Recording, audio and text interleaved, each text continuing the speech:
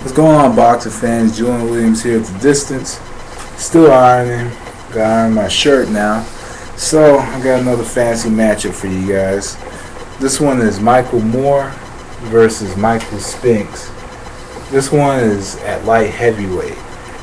Very interesting matchup, to say the least, because Michael Moore at light heavyweight was a real monster in the ring. I believe every fight he had at light heavyweight ended in a knockout.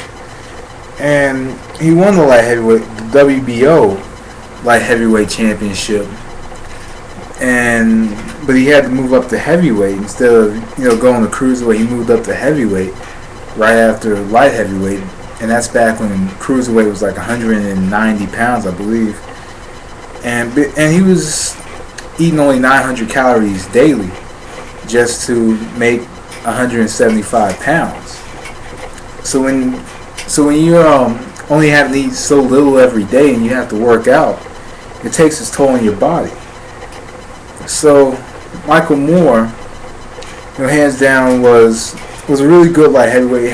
And similar to Gerald McClellan, he had the gifts to become perhaps one of the best light heavyweights of all time. But the problem was, it just wasn't the weight class for him. And you could question discipline. At light heavyweight, he was under Manny Stewart, one of the best premier trainers in the world. He was a southpaw. He was a southpaw fighter, and not only could he straight up stand and deliver shots, he could box as well.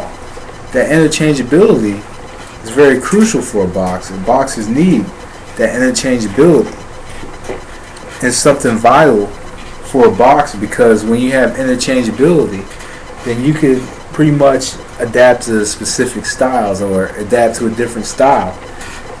And not necessarily easy, but we get a glimpse of what kind of fighter that you are if you have an interchangeability in your style. And Michael Moore did have some interchangeability, and towards the end of his career, after he fought heavyweight, we did see a different style from Moore. And me personally, I did think he looked like the Pillsbury Doughboy when he moved up to heavyweight, kinda. I don't think he grew into that heavyweight frame quite well.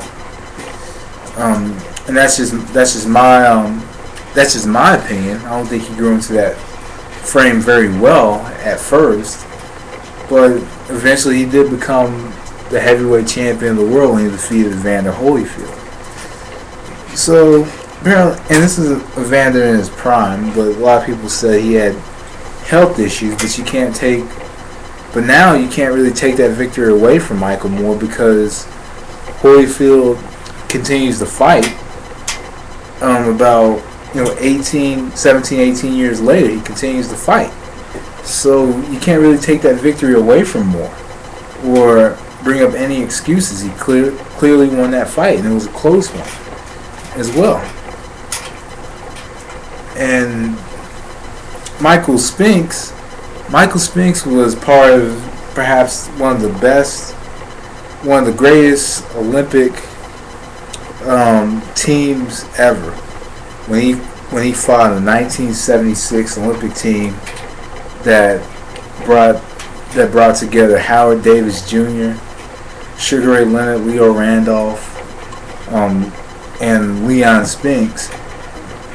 I think that out of all those names, I thought Michael Spinks was perhaps the second best out of that group.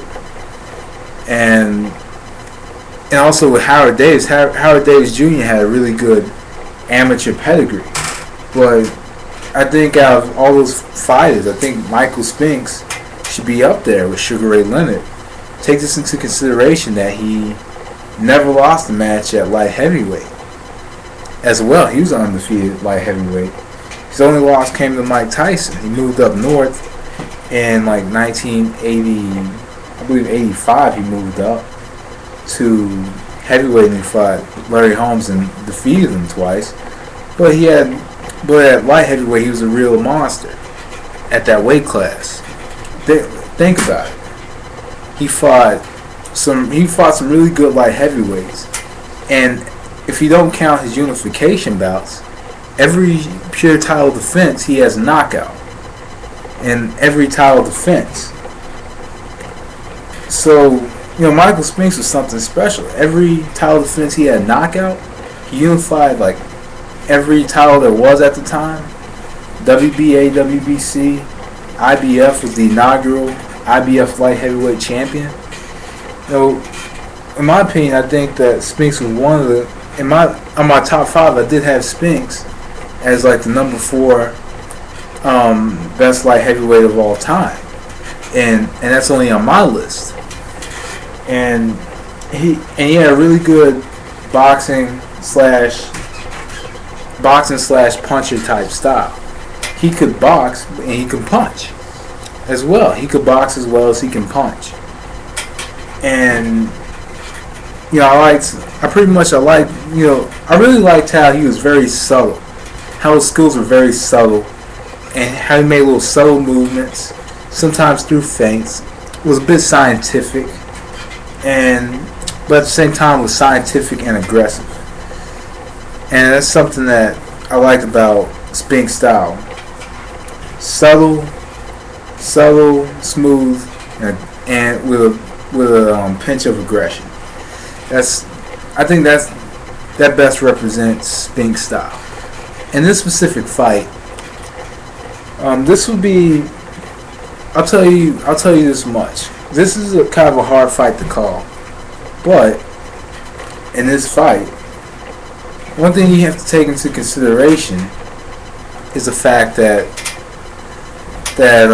Michael Moore at light heavyweight had trouble against fighters that threw combinations at him, and when they threw combinations at him, it would tend to be right hands that would go through his guard when they would throw shots at him. There were right hands that would go through the guard and hit him. So Michael Moore caught a lot of right hands, and Michael Spinks threw a lot of right hands, and that would probably be a key significant factor in this fight.